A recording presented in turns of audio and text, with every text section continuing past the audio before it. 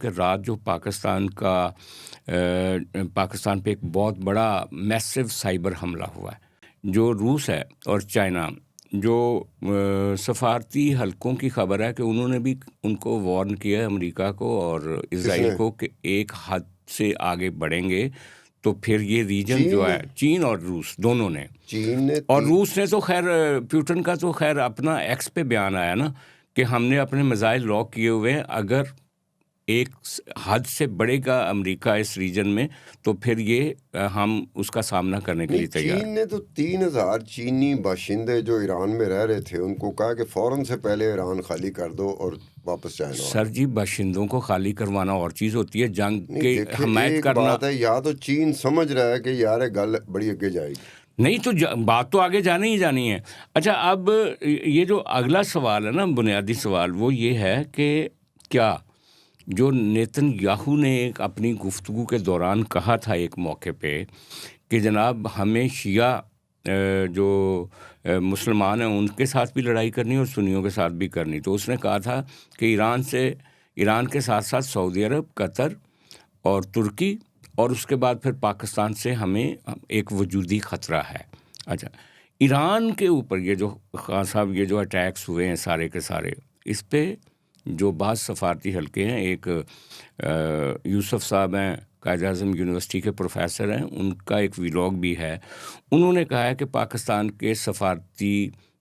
ने सफारती सतह पे ये मैसेज यूरोप को और अमेरिका को दिया है कि अगर इस जंग में एस्केलेशन होती है और इज़राइल जो है वो कोई न्यूक्लियर वेपन इस्तेमाल करता है ईरान के ख़िलाफ़ आने वाले दिनों में, तो फिर ये जो है पाकिस्तान का जो न्यूक्लियर प्रोग्राम है वो ईरान के साथ खड़ा होगा और फिर इज़राइल का हम सामना करेंगे। क्योंकि रात मैं इसके साथ ही ये भी आपको बता दूं कि रात जो पाकिस्तान पे एक बहुत बड़ा मैसिव साइबर हमला हुआ है, वो साइबर हमला पाकिस्तान की पीटीए और पाकिस्तान की जो अथॉरिटीज़ हैं जो ख़ास तौर पे आईटी से रिलेटेड है सरकारी, उन्होंने कंफर्म किया है कि ये अटैक जो था इज़राइल से हुआ है। और उसमें जो मैसेज दिया गया जियो से लेकर बाकी 5-6 चैनल्स पे, वो ये दिया गया कि जनाब आप के जो चंद जर्नैल हैं ये आपके पाकिस्तान को डुबो देंगे। यानी उन्होंने एक मिलिट्री के ख़िलाफ़ एंटी स्टेट एक बयान जारी किया। अब कुछ लोग ये कह रहे हैं कि ये वही बयानिया है जो पीटीआई का भी बयानिया है। तो सूरत हाल काफ़ी गंभीर होती जा रही है। It is not so simple कि एक कन्वेंशनल जंग नहीं है कि इधर से 4 मिसाइल आए और उधर से 4, ये रीजनल जंग होने का ख़तरा है। चलें, वो जंग शुरू करवाने में ना तो सजाद साहब आपका हाथ होता है, ना मेरा हाथ होता है, ना इस तरह वो बंदे जो डिसीजन मेकिंग में नहीं ना होते उनका हाथ नहीं होता। ये चंद लोग होते हैं जिनकी वजह से जंग होती है, जो जंग के हवाले से फैसला करते हैं, डिसीजन मेकर ही करते हैं ना। मतलब अमेरिका की देख लो कि अमेरिका के जो लोग हैं वो कभी भी नहीं चाहेंगे कि अमेरिका इस तरह जाके ईरान पे हमला शुरू कर दे, वो कभी नहीं चाहेंगे। अगर मेजोरिटी की अगर दे लिया जाए, गैलअप कराया जाए, सर्वे कराया जाए, तो अमेरिका में मेजोरिटी जो अमेरिकी शहरी हैं ना वो कहेंगे कि जनाब क्या ज़रूरत थी यहाँ पे ईरान में घुस गए। ठीक है, इसी तरह हर मुल्क की सूरत हाल ये है।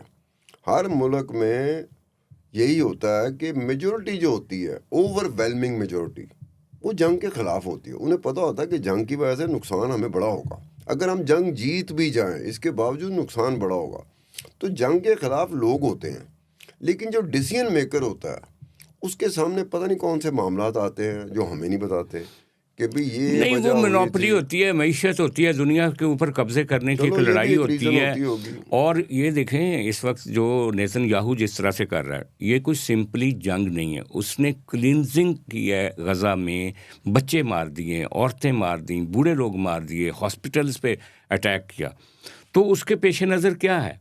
वो अब कह रहा है कि पूरा मशरक़ वुस्ता है, सॉरी ये जो आपका मिडल ईस्ट है, वो सारे के ऊपर हक है हमारा, एक नहीं, ग्रेटर नेतन्याहू का इसराइल के। प्रॉब्लम ये है कि हाँ। नेतन्याहू पे जो चार्जेस हैं करप्शन के वो अभी तक हटे नहीं है।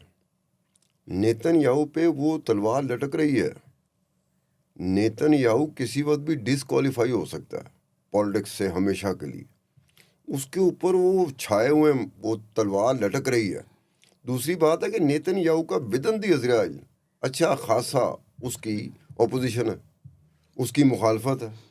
नहीं इसराइल में रहते हुए हम अपोजिशन की बात नहीं कर रहे। आप देखें नहीं, लोगों कि की बात 8 कर रहा हूँ। हजूर 8 लोग 8 क्या 9 जलसे नहीं करते रहे, 8 जुलूस नहीं निकालते 8 रहे इसराइल में, तल अवीव में। जो मैं अर्ज कर रहा हूँ कि 8-9 फिगर हेड मार दिए हैं उसने पिछले 1.5-2 साल में। उसने आपकी हमास की सारी लीडरशिप मार दी, हानिया समेत। उसने लबनान का हसन वैसे नसरुल्लाह आपस की मार दिया। बात मेरी बात सुन लें प्लीज़, सारी बात सुन लें। हसन नसरुल्लाह को मार दिया उसने। ईरान में पहले आपके सदर जो रूहानी थे उसको मारा, फिर उसके बाद अब खामनाई को मार दिया। वहाँ के उनके सारे फौजी मार दिए। जो शाम में और वहाँ पे यमन में, और शाम, यमन, इराक और आपका ये लबनान में प्रॉक्सी जो मिलिशियाज मिलिशियाज थे, की बात कर रहे उन हो, सबको प्रॉक्सी उसने उड़ा के रख मिलिशियाज। दिया है। और आप समझते हैं कि उसके मुल्क के उसका लोग उसको रोक लेंगे? नहीं, हाँ, रोकेंगे नहीं, लोग तो कहाँ रोक सकते तो हैं, फिर लोग मुजाहरा कर सकते हैं। हाँ, तो मुजाहरा तो ट्रंप के खिलाफ भी हो जाता है। इसराइल की मैं बात कर रहा हूँ, नेतन्याहू के खिलाफ इसराइली लोगों ने, इसराइली जो बाशिंदे हैं जो इसराइल में रहते हैं, उन्होंने एक प्रोटेस्ट नहीं, उन्होंने बेशुमार प्रोटेस्ट किए हैं। हाँ साहब, और इनका उसमें फ़ायदा उन्होंने क्या है? वो टारगेट काउंटर प्रोडक्टिव है ना।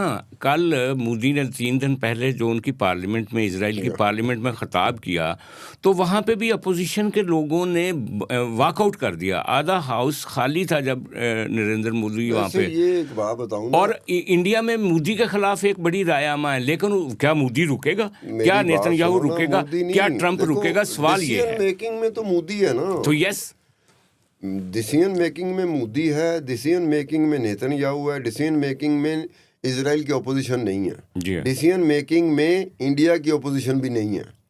अब होता क्या है कि एक नरेंद्र मोदी मई की चोट खा के बैठा हुआ है। जब पाकिस्तान इंडिया की जंग हुई थी, वो ऐसा बुरी तरह जख्मी हुआ है कि मुझे नहीं लगता कि उसे सही तरह नज़र आ रहा है कि नहीं आ रहा। मुझे लगता है कि वो कहते हैं, ये नफ्सियात कहती है कि अगर आप गुस्से में आ जाए ना, तो आपकी आंखों की जो बिनाई होती है उस पर इम्पेक्ट आता है। आप गुस्से में आए, आप खुद देखेंगे कि यार गुस्से से पहले मुझे ज़रा हट के नज़र आ रहा था, गुस्से की हालत में आके तो मुझे अपनी बिनाई ज़रा करीब आते हुए नज़र आ रही है, मुझे उससे ज़्यादा दूर नज़र नहीं आ रहा। तो नरेंद्र मोदी का ये कोई टाइम है उसका जो उसने विज़िट किया, दौरा किया इसराइल का, नेतन्याहू का। लेकिन ये वो समझते हैं टाइमिंग कि देखें बड़ा सिंबलिज्म है, मुखालफत तो हो रही है, लेकिन वो समझता है यार, कि उसका कितना फ़ायदा होगा। नेतन्याहू को एक चीज़ ज़हन में रखनी चाहिए, अगर चीज़ें मटीरियलाइज नहीं होती, वो बहुत कुछ चाह रहा है, जो कुछ नेतन्याहू चाह रहा है, अगर मटीरियलाइज नहीं होती तो उसका खमियाजा तो अपने मुल्क में उसे भुगतना पड़ जाएगा। साल, 2 साल, उसने 3 कब साल, भुगतना 4 है? वो साल तो बाद। इंटरनेशनल जो आपका इंटरनेशनल आपका कोर्ट ऑफ जस्टिस है, उन्होंने उसको सज़ा सुनाई हुई है। उसको कोई परवाह नहीं है, उसको अपने लोगों की भी कोई परवाह नहीं, लेकिन वो लोगों को मार रहा है। नहीं, हाँ एक बात है, हाँ, ये नेतन्याहू को लग पता जाएगा, अगर इलेक्शन में इंडिया के जो लोग हैं, जो वोटर हैं, अगर उसे वोट ना दिया तो यही नरेंद्र मोदी होगा, यही कह रहा होगा कि यार मैं पता नहीं किस हालत में था, मुझे कोई संभाला किसी ने क्यों नहीं। और वोटों की वजह से है, वोट उसे मिलते हैं, वज़ीर आज़म बनता है, तद होया होगा। तो वार मॉन्गरिंग पब्लिक भी है ना हर जगह पे। अच्छा, ये तो इजराइल की बात थी सारी। अब हम ईरान की बात करते हैं। ईरान इस वक्त में हालत जंग में है। खामनाई की शहादत के बाद जितना बड़ा हजूम तेहरान और बाकी शहरों की गलियों में आया, उससे ये लगा कि उन्होंने एंडोर्स कर दिया है कि जनाब आप ठीक जंग लड़ रहे हो, हम आपके साथ हैं, और रजीम चेंज का कोई तसव्वुर नहीं है। ये एक बनाई गई बात। लेकिन जो ख़बरें आ रही हैं पैरेलल मीडिया से, वो ये भी आ रही हैं कि वहाँ के बहुत मौसर लोग जो वहाँ पे उनकी हैसियत है, उनको अरेस्ट किया जा रहा है सिर्फ इस वजह से कि रजीम चेंज की कोई सूरत हाल पैदा ना हो। ये जो जवाद ज़रीफ़ साहब और हसन रूहानी गिरफ़्तार हुए हैं वहाँ पे, और रज़ा शाह पहलवी दोनों के साथ वो राब्ते में हैं। यूरोप अमेरिका भी कोशिश कर रहा है कि रज़ा शाह पहलवी आ जाए। अवाम के अंदर भी तो एक वहाँ की स्टेटस को जो है, और वहाँ का जो वहाँ की जो अपनी इस्टेब्लिशमेंट है, क्लर्जी की अपनी, और ये जो पासदाराना इनकलाब हैं उनकी अपनी, ये इसमें बात ये भी बताऊं, तो एक वहाँ पे अवाम के ऊपर एक बोझ है ना उनका। एक बात बताऊं कि बहुत सारी चीज़ें होती हैं जिसको या तो पता नहीं होता लोगों को, या नज़रअंदाज कर दी जाती हैं। वही जो पता नहीं लोगों को या नज़रअंदाज कर देगी, उसमें एक बड़ा इंपॉर्टेंट फैक्टर है। ईरान की कौम और ईरानी जो रूलर रहे हैं, अनडाउटेडली मेरे ख्याल में पूरे हमारे इस्लामिक ब्लॉक में इतने दलेर लोग नहीं हैं। हम पाकिस्तानी तो बिल्कुल बुज़दिल हैं ना, अगर कंपैरिजन ईरान के साथ किया जाए तो हम बिल्कुल बुज़दिल हैं, हमें बड़के मारनी आती हैं, गालियाँ निकालनी आती हैं, इसके अलावा हमारे पास कुछ नहीं है। इसके बावजूद कि ईरान एक दलेर कौम है, इसके बावजूद कि उनके रूलर जो हैं वो भी दलेर हैं, लेकिन जो ईरान रेवोल्यूशनरी गार्ड कोर है, पता वो क्या करती है? जो ईरान की रेगुलर आर्मी है, जो 5.5-6 लाख जिनकी तादाद है, उनको तनख्वाह मिलती है हुकूमत की तरफ से। पूरी दुनिया में ऐसा होता है, फौजियों को तनख्वाहें हुकूमत देती है। जो इस्लामिक रेवोल्यूशनरी गार्ड है, उसने 1/5 जो रजिस्टर्ड कंपनियां हैं तेहरान स्टॉक एक्सचेंज पे, उन पे उनकी मोनोपोली है, और उसके अलावा बेशुमार ऐसे कारोबार हैं जिसमें उनका शेयर है। यानी वो भी वहाँ पे कारपोरेट, वो मैं कह रहा हूँ कि वो जो कारोबार है उसमें बैंकिंग भी है, हमारी तरह ऑयल भी है, जैसे हमारे फौजी कंस्ट्रक्शन फाउंडेशन भी है और अस्करी बैंक है। अच्छा बात तो सुन रहे ना, कंस्ट्रक्शन भी है, टेलीकम्युनिकेशन भी है, और DHA। इसके अलावा जो अंडरग्राउंड इकोनॉमी है ना ईरान की, उस पे भी मोनोपोली है ईरान रेवोल्यूशनरी गार्ड कोर की। अब ये होता क्या है कि जब इंकलाब आया था ईरान का 1979 में, तो अकेली क्लर्जी नहीं थी, इसके साथ और बेशुमार ऐसे फैक्शन थे ईरान के जो उसके रजा शाह पहलवी के खिलाफ थे। वो बड़े अरसे से जद्दोजहद कर रहे थे, अपनी जद्दोजहद, सियासी जद्दोजहद में उन्होंने जानें भी दी। उसमें लेफ्ट भी था, उसमें सेंट्रल, हर तरह के लोग थे, मॉडरेट भी थे, लिबरल भी थे, मतलब लिबरल भी थे, मॉडरेट भी थे, सेकुलर भी थे, और ईरान के जो ट्रेडिशनल इस्लामिक ब्लॉक्स हैं वो भी हैं। ये ईरान के ट्रेडिशनल इस्लामिक ब्लॉक नहीं है जिनकी हुकूमत है, ये यहाँ से हुआ कि जो रिलीजियस अथॉरिटेरियनिज्म है ना, वो कई दफ़ा अपने ही साथियों को दूर कर देती है अपने आप से, या अपने ही साथियों को निगल भी लेती है। अब हुआ क्या था कि आपको पता, जब इस्लामिक रेवोल्यूशन आया